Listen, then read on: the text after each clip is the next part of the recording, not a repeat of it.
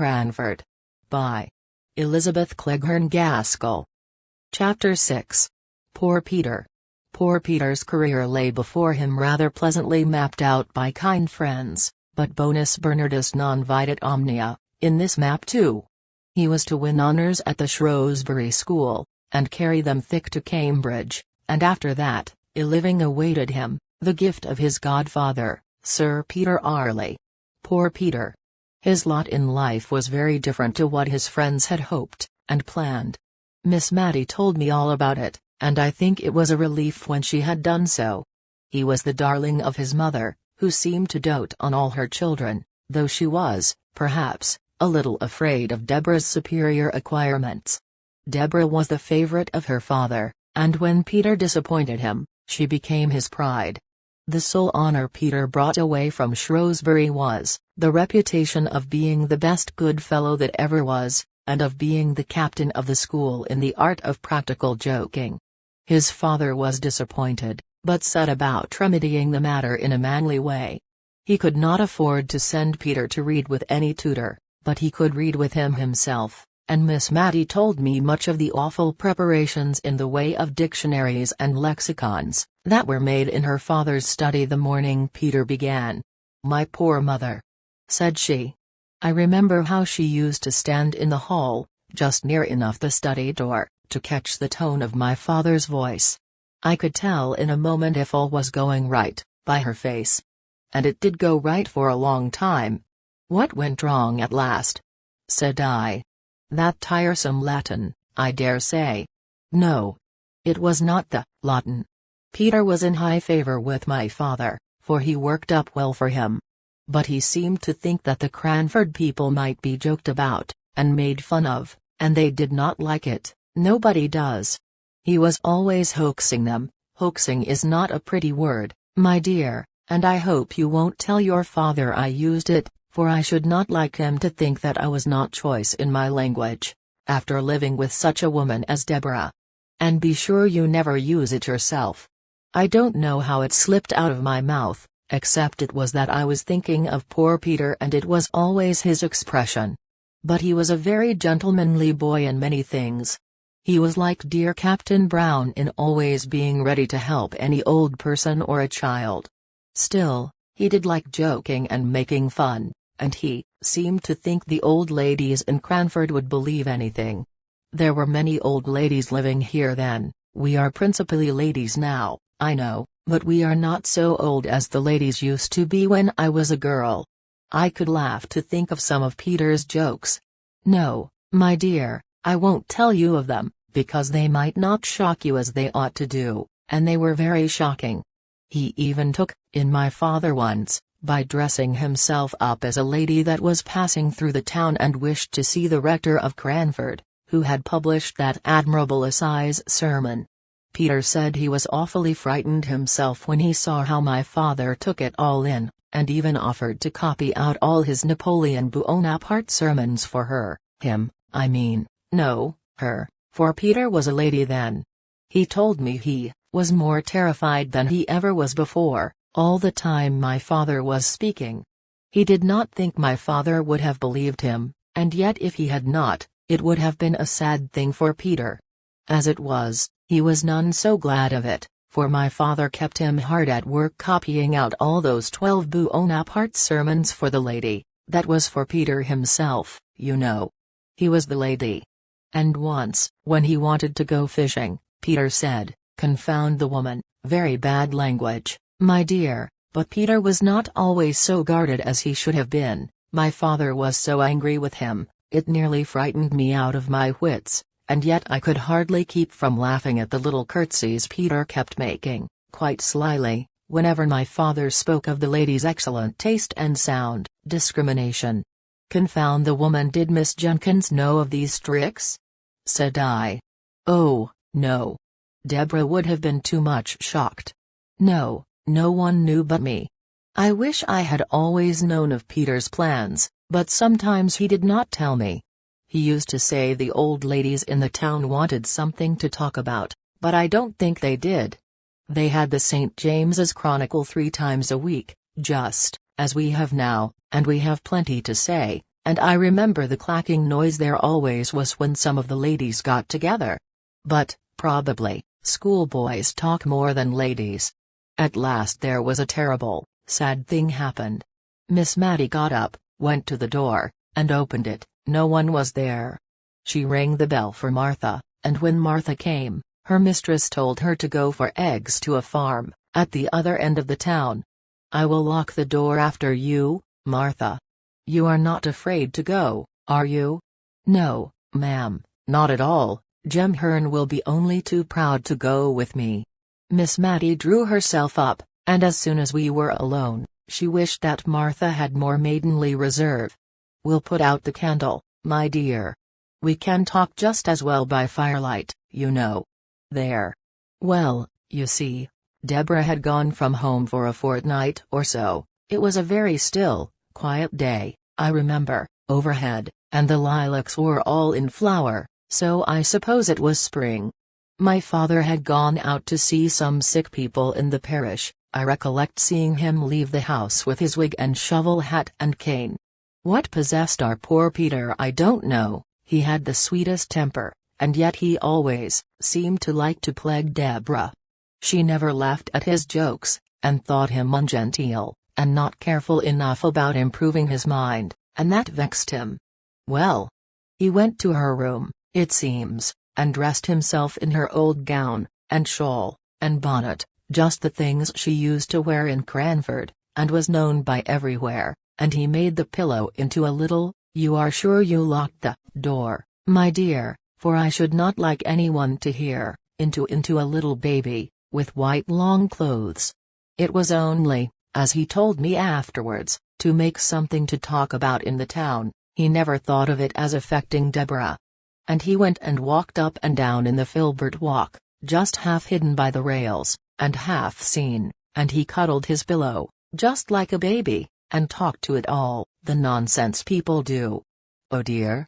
And my father came stepping stately up the street, as he always did, and what should he see but a little black crowd of people, I dare say as many as 20, all peeping through his garden rails.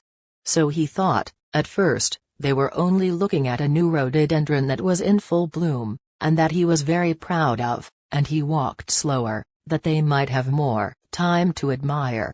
And he wondered if he could make out a sermon from the occasion, and thought, perhaps, there was some relation between the rhododendrons and the lilies of the field.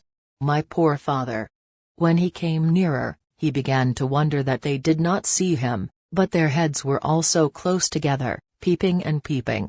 My father was amongst them, meaning, he said, to ask them to walk into the garden with him, and admire the beautiful vegetable production, when, oh, my dear, I tremble to think of it, he looked through the rails himself, and saw— I don't know what he thought he saw, but old Clare told me his face went quite grey-white with anger, and his eyes blazed out under his frowning black brows, and he spoke out, oh, so terribly! And bade them all stop where they were, not one of them to go, not one of them to stir a step, and, swift as light, he was in at the garden door, and down the Filbert walk, and seized hold of poor Peter, and tore his clothes off his back, bonnet, shawl, gown, and all, and threw the pillow among the people over the railings, and then he was very, very angry indeed, and before all the people he lifted up his cane and flogged Peter. My dear, that boy's trick, on that sunny day, when all seemed going straight and well, broke my mother's heart, and changed my father for life. It did, indeed. Old Clare said, Peter looked as white as my father, and stood as still as a statue to be flogged, and my father struck hard. When my father stopped to take breath, Peter said, Have you done enough, sir? Quite hoarsely, and still standing quite quiet. I don't know what my father said, or if he said anything. But old Clare said, Peter turned to where the people outside the railing were, and made them a low bow, as grand and as grave as any gentleman, and then walked slowly into the house. I was in the storeroom helping my mother to make cowslip wine.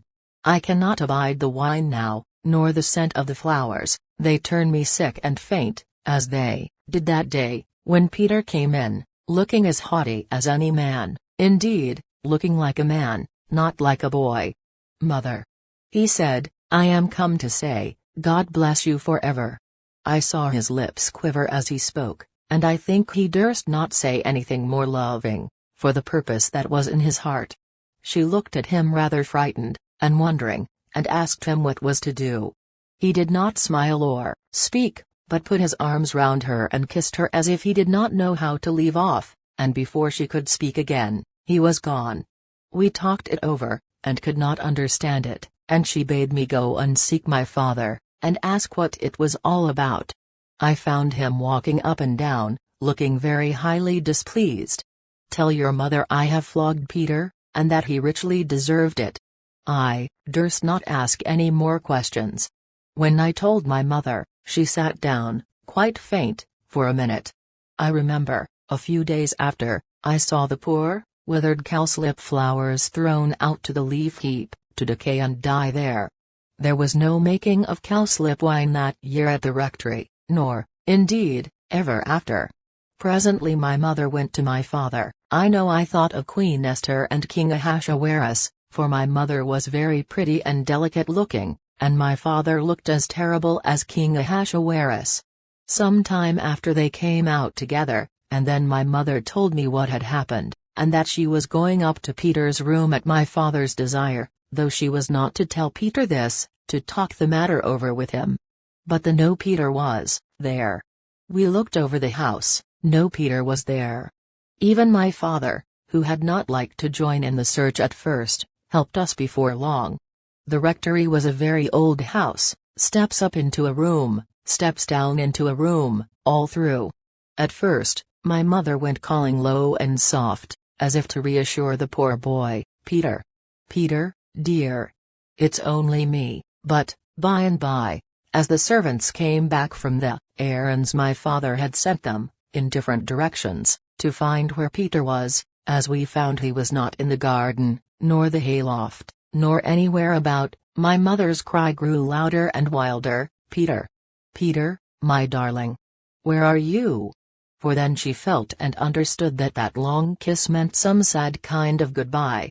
The afternoon went on, my mother never resting, but seeking again and again in every possible place that had been looked into 20 times before, nay, that she had looked into over and over again herself. My father sat with his head in his hands, not speaking except when his messengers came in, bringing no tidings. Then he lifted up his face, so strong and sad, and told them to go again in some new direction. My mother kept passing from room to room, in and out of the house, moving noiselessly, but never ceasing. Neither she nor my father durst leave the house, which was the meeting place for all the messengers. At last, and it was nearly dark, my father rose up. He took hold of my mother's arm as she came with wild, sad pace through one door, and quickly towards another. She started at the touch of his hand, for she had forgotten all in the world but Peter. "Molly," said he, "I did not think all this would happen." He looked into her face for comfort, her poor face all wild and white, for neither she nor my father had dared to acknowledge, much less act upon, the terror that was in their hearts, lest Peter should have made away with himself. My father saw no conscious look in his wife's hot, dreary eyes, and he missed the sympathy that she had always been ready to give him, strong man as he was called, and at the dumb despair in her face his tears began to flow. But when she saw this, a gentle sorrow came over her countenance, and she said, "Dearest John, don't cry, come with me, and we'll find him," almost as cheerfully as if she knew where he was. And she took my father's great hand in her little soft one, and led him along, the tears dropping as he walked on that same unceasing, weary walk, from room to room, through house and garden. Oh, how I wished for Deborah! I had no time for crying, for now all seemed to depend on me. I wrote for Deborah to come home. I sent a message privately to that same Mr. Holbrook's house, poor Mr. Holbrook you know who I mean. I don't mean I sent a message to him, but I sent one that I could trust to know if Peter was at his house. for at one time Mr. Holbrook was an occasional visitor at the rectory. You know, he was Miss Pole's cousin, and he had been very kind to Peter, and taught him how to fish. He was very kind to everybody, and I thought Peter might have gone off there. But Mr. Holbrook was from home, and Peter had never been seen. It was night now, but the doors were all wide open, and my father and mother walked on and on. It was more than an hour since he had joined her, and I don't believe they had ever spoken all that time. I was getting the parlor fire lighted, and one of the servants was preparing tea, for I wanted them to have something to eat and drink and warm them, when old Clare asked to speak to me. "I have borrowed the nets from the weir, Miss Matty. Shall we drag the ponds tonight, or wait for the morning?" I remember staring in his face to gather his meaning, and when I did, I laughed out loud. The horror of that new thought, our bright, darling Peter, cold, and stark, and dead. I remember the ring of my own laugh now. The next day Deborah was at home before I was myself again. She would not have been so weak as to give way as I had done, but my screams, my horrible laughter had ended in crying, had roused my sweet dear mother, whose poor wandering wits were called back and collected as soon as a child needed her care. She and Deborah sat by my bedside. I knew by the looks of each that there had been no news of Peter, no awful, ghastly news, which was what I most had dreaded in my dull state between sleeping and waking. The same result of all the searching had brought something of the same relief to my mother, to whom, I am sure, the thought that Peter might even then be hanging dead in some of the familiar home places had caused that never-ending walk of yesterday. Her soft eyes never were the same again after that. They had always a restless, craving look, as if seeking for what they could not find. Oh! It was an awful time, coming down like a thunderbolt on the still sunny day when the lilacs were all in bloom. "Where was Mr. Peter?" said I. He had made his way to Liverpool, and there was war then, and some of the King's ships lay off the mouth of the Mersey, and they were only too glad to have a fine likely boy such as him, 5'9" he was, come to offer himself. The captain wrote to my father, and Peter wrote to my mother. Stay. Those letters will be somewhere here. We lighted the candle, and found the captain's letter and Peter's too. And we also found a little simple begging letter from Mrs. Jenkins to Peter, addressed to him at the house of an old schoolfellow whither she fancied he might have gone. They had returned it unopened, and unopened it had remained ever since, having been inadvertently put by among the other letters of that time. This is it. My dearest Peter, you did not think we should be so sorry as we are, I know, or you would never have gone away. You are too good. Your father sits and sighs till my heart aches to hear him. He cannot hold up his head for grief, and yet he only did what he thought was right. Perhaps he has been too severe, and perhaps I have not been kind enough, but God knows how we love you, my dear only boy. Don looks so sorry you are gone. Come back, and make us happy, who love you so much. I know you will come back. But Peter did not come back. That spring day was the last time he ever saw his mother's face.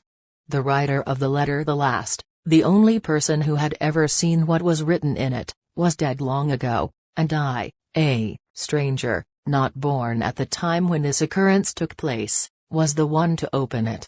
The captain's letter summoned the father and mother to Liverpool instantly, if they wished to see their boy, and, by some of the wild chances of life, the captain's letter had been detained somewhere, somehow. Miss Matty went on, and it was race time, and all the post horses at Cranford were gone to the races. But my father and mother set off in our own gig, and oh, my dear, they were too late, the ship was gone. And now read Peter's letter to my mother. It was full of love, and sorrow, and pride in his new profession, and a sore sense of his disgrace in the eyes of the people at Cranford, but ending with a passionate entreaty that she would come and see him before he left the Mersey. Mother, we may go into battle. I hope we shall, and lick those French, but I must see you again before that time. And she was too late, said Miss Matty, too late. We sat in silence, pondering on the full meaning of those sad, sad words. At length I asked Miss Matty to tell me how her mother bore it. "Oh," she said, "she was patience itself. She had never been strong, and this weakened her terribly. My father used to sit looking at her, far more sad than she was. He seemed as if he could look at nothing else when she was by, and he was so humble, so very gentle now. He would, perhaps, speak in his old way, laying down the law, as it were, and then, in a minute or two, he would come round and put his hand on our shoulders, and ask us in a low voice, if he had said anything to hurt us. I did not wonder at his speaking so to Deborah, for she was so clever, but I could not bear to hear him talking so to me. But, you see, he saw what we did not, that it was killing my mother. Yes. Killing her. Put out the candle, my dear, I can talk better in the dark, for she was but a frail woman, and ill-fitted to stand the fright and shock she had gone through, and she would smile at him and comfort him, not in words, but in her looks and tones, which were always cheerful when he was there. And she would speak of how she thought Peter stood a good chance of being admiral very soon, he was so brave and clever, and how she thought of seeing him in his navy uniform, and what sort of hats admirals wore, and how much more fit he was to be a sailor than a clergyman, and all in that way, just to make my father think she was quite glad of what came of that unlucky morning's work, and the flogging which was always in his mind, as we all knew. But oh, my dear, the bitter, bitter crying she had when she was alone, and at last, as she grew weaker, she could not keep her tears, and when Deborah or me was by, and would give us message after message for Peter, his ship had gone to the Mediterranean, or somewhere down there, and then he was ordered off to India, and there was no overland route then, but she still said that no one knew where their death lay in wait, and that we were not to think hers was near. We did not think it, but we knew it, as we saw her fading away. Well, my dear, it's very foolish of me, I know, when in all likelihood I am so near seeing her again. And only think, love, the very day after her death, for she did not live quite a 12-month after Peter went away, the very day after, came a parcel for her from India, from her poor boy. It was a large, soft, white Indian shawl, with just a little narrow border all round, just what my mother would have liked. We thought it might rouse my father, for he had sat with her hand in his all night long, so Deborah took it in, to him, and Peter's letter to her, and all. At first, he took no notice, and we tried to make a kind of light careless talk about the shawl, opening it out and admiring it. Then, suddenly, he got up, and spoke. "She shall be buried in it," he said, "Peter shall have the comfort, and she would have liked it." Well, perhaps it was not reasonable, but what could we do or say? One gives people in grief their own way. He took it up and felt it. It is just such a shawl as she wished for when she was married, and her mother did not give it her. I did not know of it till after, or she should have had it, she should, but she shall have it now. My mother looked so lovely in her death. She was always pretty, and now she looked fair, and waxen, and young, younger than Deborah, as she stood, trembling and shivering by her. We decked her in the long soft folds, she lay smiling, as if pleased, and people came, all Cranford came, to beg to see her, for they had loved her dearly, as well they might, and the country woman brought posies, old Clare's wife brought some white violets and begged they might lie on her breast.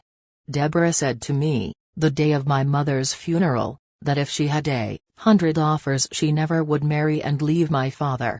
It was not very likely she would have so many. I don't know that she had one, but it was not less to her credit to say so. She was such a daughter to my father as I think there never was before or since. His eyes failed him, and she read book after book, and wrote, and copied, and was always at his service in any parish business.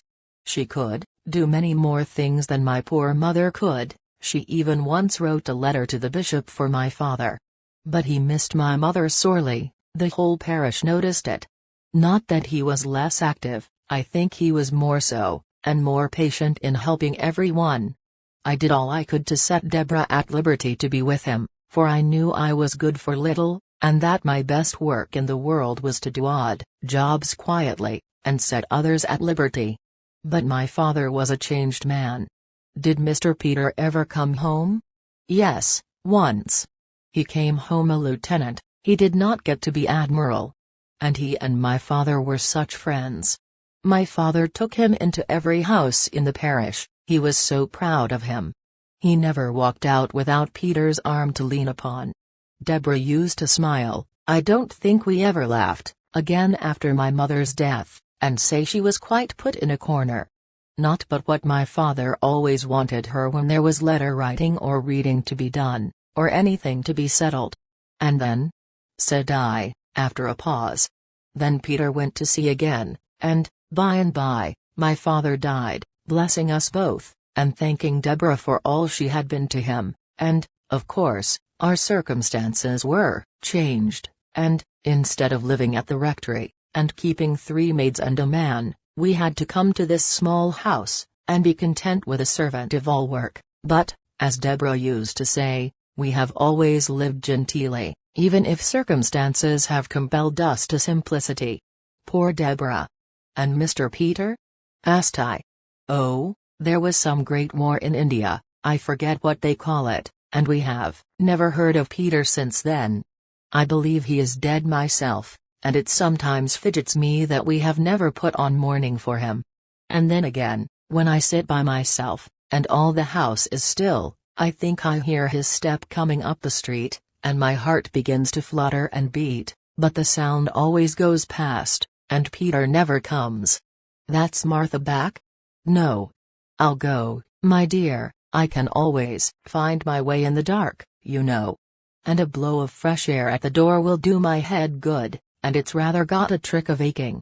So she pattered off. I had lighted the candle, to give the room a cheerful appearance against her return. Was it Martha? Asked I. Yes. And I am rather uncomfortable, for I heard such a strange noise, just as I was opening the door. Where? I asked, for her eyes were round with affright. In the street, just outside, it sounded like talking. I put in, as she hesitated.